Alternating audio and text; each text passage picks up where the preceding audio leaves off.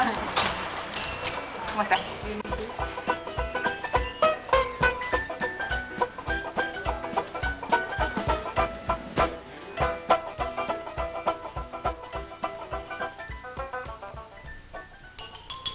Y este es tu mundo. Claro.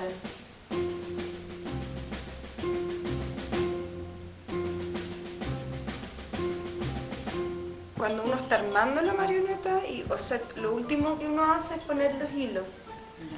Y tiene 5 hilos básicos que sostienen a la marioneta. En este caso es distinto porque el perro es distinto, o sea, la forma y todo. Pero en una marioneta que representa forma humana, 5 hilos básicos, después el de las manos y el de los pies, y luego tú le puedes agregar hilos según el gesto que tú quieres que haga. Y van agregándose los hilos especiales. Ahora, claro, en algún momento si uno la deja por ahí, o hay veces que se cae, que se da vuelta la cruz y se enrea, ya con la práctica y tantos años con las marionetas, tú haces unos movimientos casi intuitivos, que cruzas el hilo para allá y das vuelta a la cruz y está. Y como ahora, por ejemplo, que está enredado, lo arreglamos. Y Marco, ¿cuánto tiempo llevas tú con Marcela? Conocí a Marcela, yo vengo de las artes visuales. Fuimos juntos a Europa a hacer un trabajo como callejero y estuvimos en un festival re importante que es el Festival de Certaldo en Italia, cerca de eso, en la Toscana.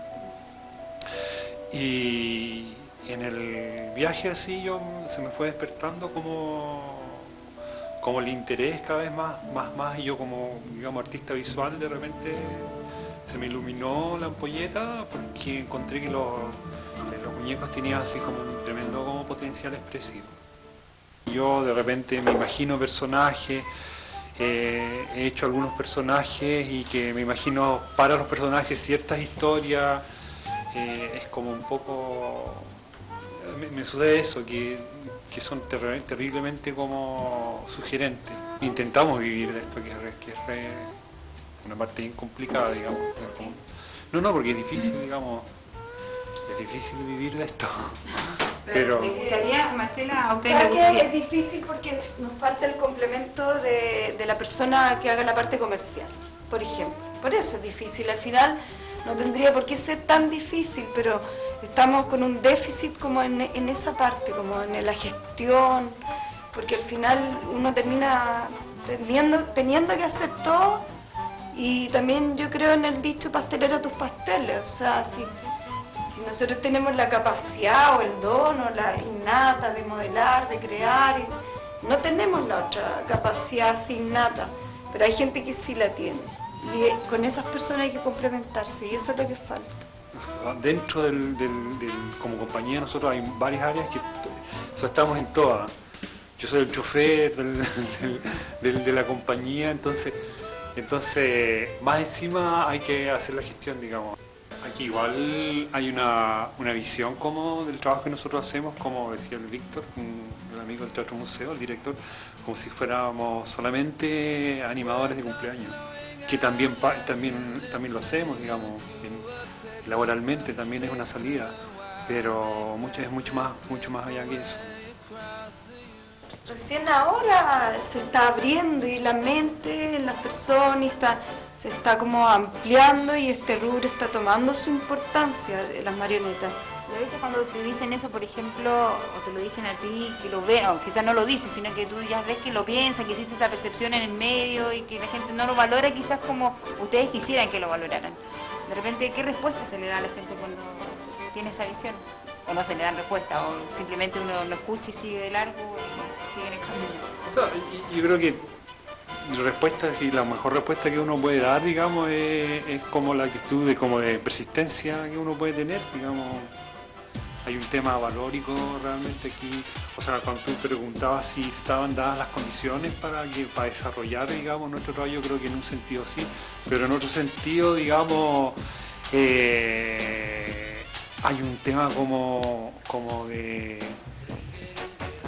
al fin como la elección que toma la gente, por ejemplo, si prefiere ir a un espectáculo de determinadas condiciones como más mediáticas o un espectáculo teatral donde de repente uno puede ver otras cosas, ¿entiendes? Entonces esa elección, o sea, un espectáculo mediático que sale en la televisión, que tiene ciertos códigos que la gente comprende y son más masivos y al final necesita, entre comillas, digamos, como el alimento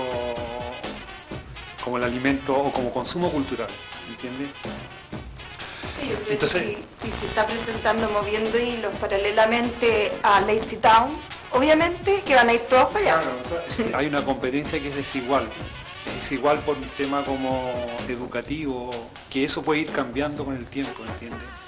Pero es largo camino, o sea, es largo camino.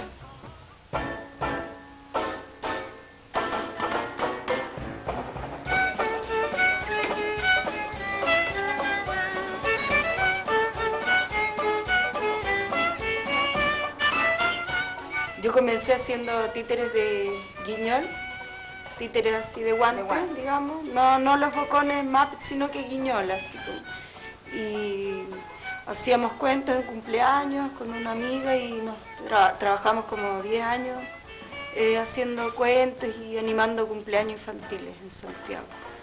Y luego me recomendaron ir a ver un espectáculo de marionetas de hilos que se estaba presentando en ese tiempo en Santiago y era espectacular y bueno, yo me quedé al final de la función a ver quién estaba atrás de todo esto y empecé a chusmear y averiguar y me quedé conversando con la gente y el que dirigía esta compañía era un francés y todo el resto del elenco y las personas eran chilenas y eran de Santiago y yo empecé a entremeterme a sus talleres, a sus ensayos y poco a poco así hasta ¿Qué que... te llamaba la atención?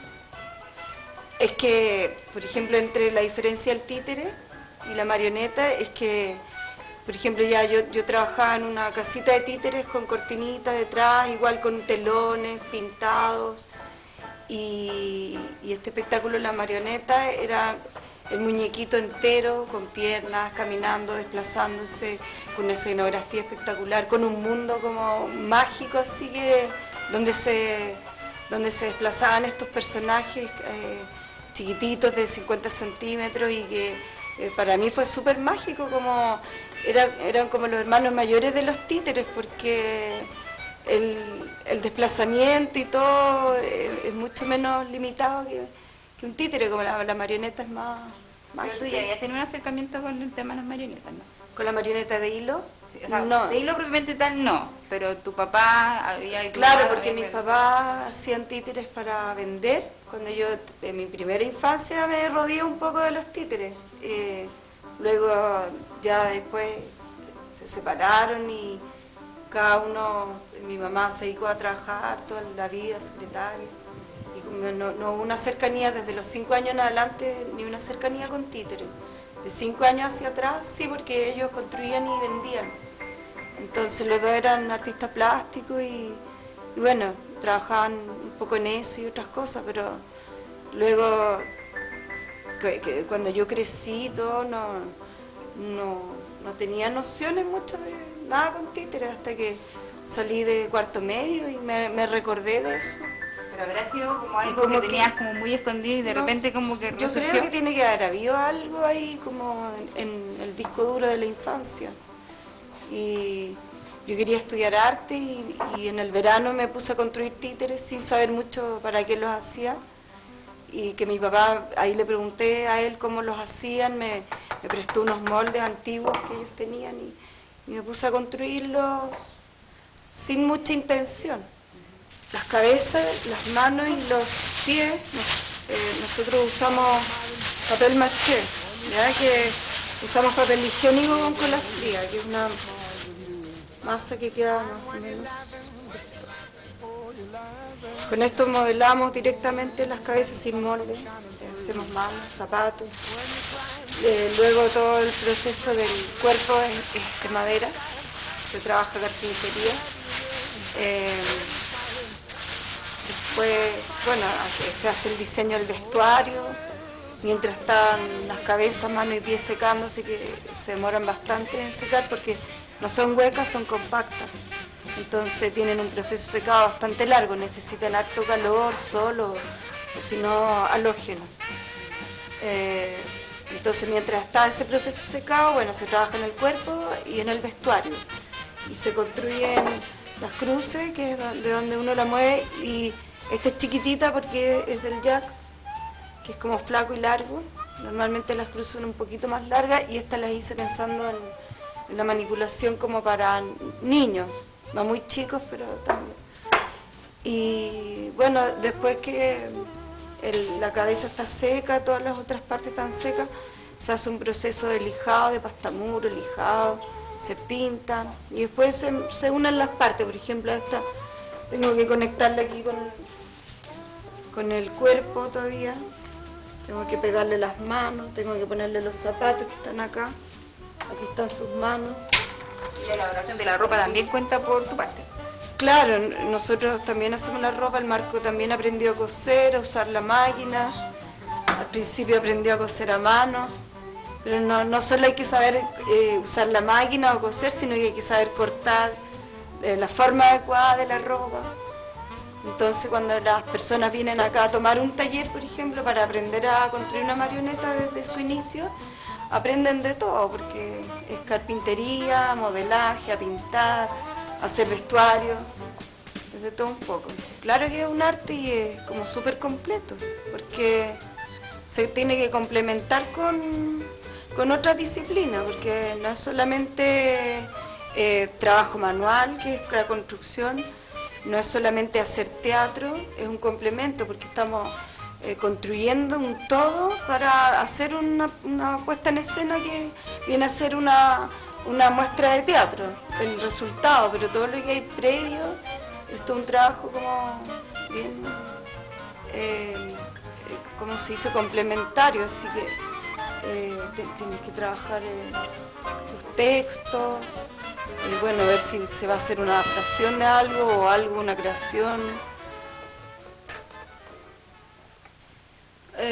Bueno, yo después de trabajar como muchos años como en la calle, itinerando con el show musical, que son puros números musicales sin un texto, la aspiración que yo tenía era, no sé, en un momento, hace como el 94, me imaginé al Principito en una marioneta, porque como personaje, como que lo visualicé para montarlo en marioneta.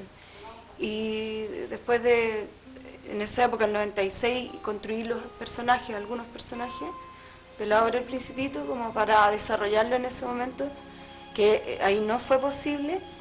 Entonces pasó el tiempo, pasaron los años, y la idea se fue desarrollando en la cabeza y cambiando mucho como la propuesta, la puesta en escena, hasta que el 2003... se dio la posibilidad como de concretar el proyecto de montar El Principito y hacer el primer trabajo de sala, digamos, para hacerlo para sala de teatro, con todo lo que implica, su iluminación y